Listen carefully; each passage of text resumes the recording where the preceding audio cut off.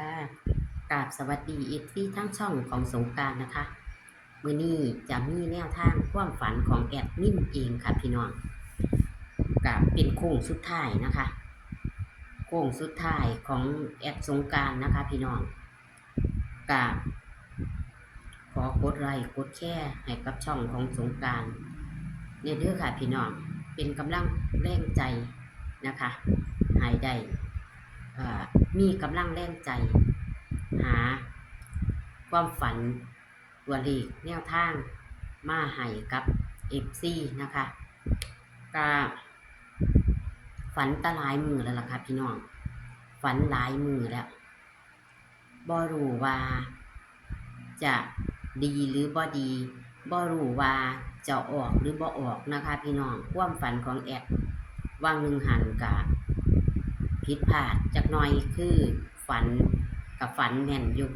แต่ว่าบ่ได้เอาเลขบ้านหมู่ลูกหมู่ลูกหมู่ลูกสาวลงค่ะพี่น้องหมู่ลูกสาวน่ะอยู่บ้านเลขที่87ค่ะพี่น้องเอาแต่อายุเขาลงฝันเห็นหน้าเขาฝันเห็นเขานั่งอยู่เฮียนซ้ำพี่น้อง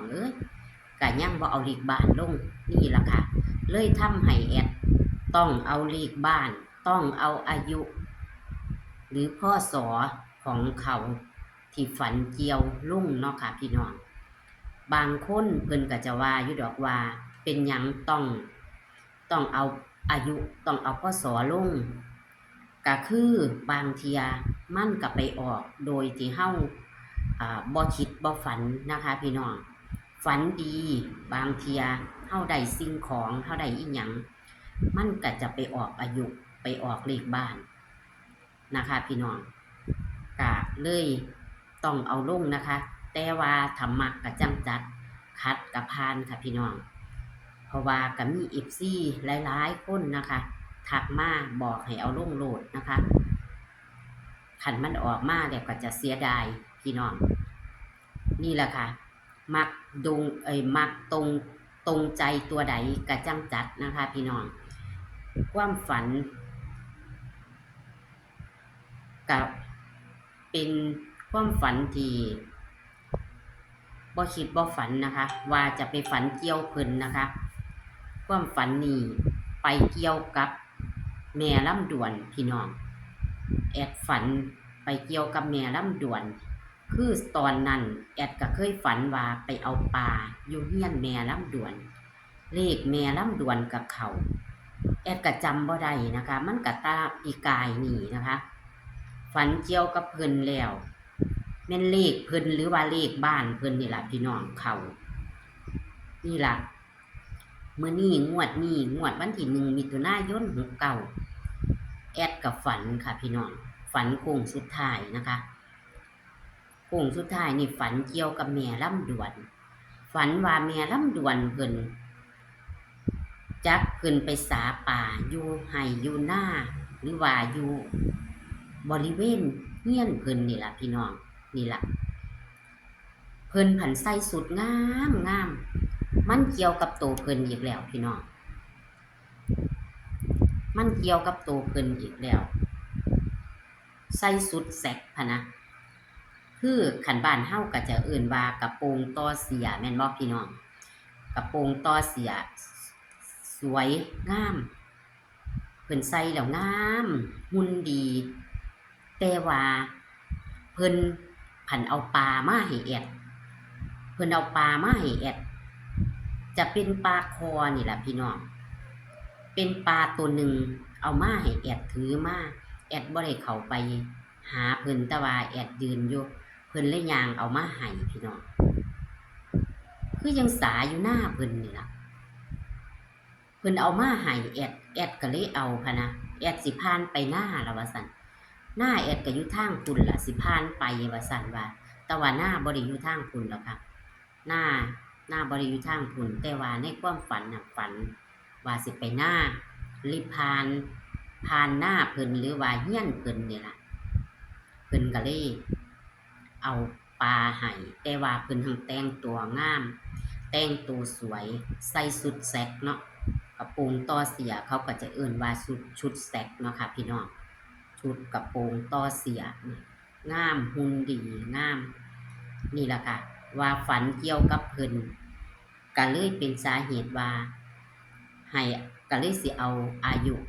ก็เลยได้โทรหาเพิ่นนะคะโทรถามเพิ่นว่าเพิ่นได้เลขบ่หรือว่าเพิ่นได้เลขนั่นนะโทรไปแล้วเพิ่นว่าเพิ่นบ่ได้เลขพี่น้องเพิ่นบ่ได้เลขหลายงวดแล้วเพิ่นบ่ฝันหลายงวดแล้วเพิ่นหรือว่าเพิ่นว่าเพิ่นมันบ่เข้าหรือว่าเพิ่นพักก็บ่ฮู้จักค่ะพี่น้อง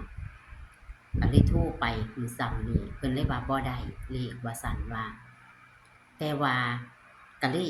เอาอายุเลยถามอายุเพิ่นอายุเพิ่น59เพิ่นว่าบ่ทันเต็มปานใดดอกสิเต็มเดือนหน้าหรือเดือนใดนี่ล่ะเพิ่นว่าแต่ก็เอาย่างไว้อยู่ดอกเพิ่นว่าให้เอา59ย่าง60เด้อว่าซั่นเพิ่นว่าสิ59ย่างเข้า60ว่าซั่นเกิดพศก็สิพศ10ล่ะค่ะพี่น้องนี่ล่ะค่ะบ้านเลขที่เพิ่นน่ะคันจำบ่ผิดกับพันลืมถามบ้านเลขที่แต่ว่าเคยไปเอามัน69หรือว่า96นี่ล่ะเนาะค่ะเนาะบ้านเลขที่เพิ่นก็เลยแต่ว่าแอดก็ตีอยู่ดอกค่ะแอดตีอยู่ตี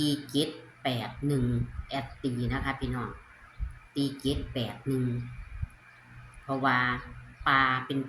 8ตัวเดียวก็เลยตี81ปลาคอมันมี7แอดก็เลยตี781ค่ะพี่น้อง781ให้พี่น้องตัดลิ้นเอานะคะตัดลิ้นกับ81 78จะมาอีกบ่ค่ะพี่น้อง7871นะคะมันจะตัดได้3หางแอดก็เลยบ่ตัดดอกคันเพิ่นมักก็ให้เพิ่นตัดลิ้นเอานะคะตัวเลขแนวทางของแอดก็จะมีอายุเพิ่นนี่ล่ะอายุเพิ่นพศเพิ่นนะคะนี่ล่ะค่ะก็เลยเพราะว่าบางหันแอดพลาดบ่เอาเลขบ้านฝันเห็นหมู่ลูกสาวนะคะพี่น้องบ้านเลขที่เขา7นะคะนี่ล่ะค่ะก็เลยทำให้ต้องได้เอารายละเอียดลงนำเด้อค่ะพี่น้องให้พี่น้องพิจารณาหรือว่าใส่วิจารณญาณในการรับชมตรงใจตัวใดก็จังจัดนะคะพี่น้องแต่มื้อคืนนี่ปรากฏว่านะคะเสียงหุกเก่าพี่น้องมื้อคืนก็ได้เสียงอยู่ดอกเสียงหุกเก่าเสียงเลขบ้านเพราะว่าคิดมักตัวนี้บ่รู้ว่ามันจะแม่นหรือบ่แม่นความฝันมื้อคืนนี่ฝันว่าคือสิแต่งตัวไปแห่ล่ะพี่น้องสิแต่งตัวไปแห่แล้วก็มีผู้บ่าวมามักบ่รู้ว่ามันจะแม่นบ่นะคะพี่น้องนี่ล่ะเสียงบ่รู้ว่ามันจะแม่นบ่นะคะก็เลยลองเสียงเบิ่งอีกบ่ได้เสียงแตะโดนแล้วนะคะพี่น้องก็เลยเสียงตัวนี้ล่ะ69นี่ล่ะค่ะพี่น้องก็เลยคิดมักตัวนี้แต่ว่ามันจะชิวบ่ก็อย่าว่าแอดเด้อค่ะพี่น้องนะคะเสนอเป็นแค่แนวทางนะคะพี่น้องตัวเลขแนวทางของแอดก็เลยมักตัวนี้ล่ะค่ะ69เพราะว่ามันไปตรงกันหลายหม่องหลายบอนตรงกันกับพ่อวงตรงกันกับแม่ไล่เลขตัวนี้นะคะแอดกับผันมาฝันเกี่ยวกันกับแม่ลำดวนเอาแคปหน้าจอค่ะพี่น้องแคปหน้าจอนะคะกับมันฝันตรงกันแล้วก็เลยมาเสียงร้องเบิงบ่รู้ว่าจะแม่นบ่นะคะพี่น้องฝันแล้วก็บัดนี้ก็ไปเห็นเขาเจ้าลากปลาขึ้นมาดิว่าสิไปเอาน้ำเขาเจ้าแต่บ่ทันได้เอาแม่พี่น้องแต่ว่าเห็นปลาหลายปลาเต็มผาเขาเจ้าลากปลามาฝันยาวที่มื้อคืนจื้อได้ฝันว่าสิไปแห่แล้วก็ฝันว่าสิผู้บ่าวมามักแล้วก็นี่ล่ะค่ะแล้วก็ไปเห็นปลาเขาเจ้าลากขึ้นมาบ่ทันได้เก็บเอาหันก็เลยหูเมียก่อนพี่น้องบ่รู้ว่าจะฝันดีหรือบ่ฝันดีนะคะพี่น้องเอามักกระจัดขัดกระพานค่ะพี่น้องค ลิปนี้ก็ฝากเป็นแนวทางเด้อค่ะซื้อฉลากกินแบ่งรัฐบาลไทยเฮาคือวันที่1มิถุนายน69นี้ค่ะเอาขอให้โชคให้มานกับแอดสงกรานต์เหมือนเดิมค่ะพี่น้องเอาโชคๆหมานๆค่ะ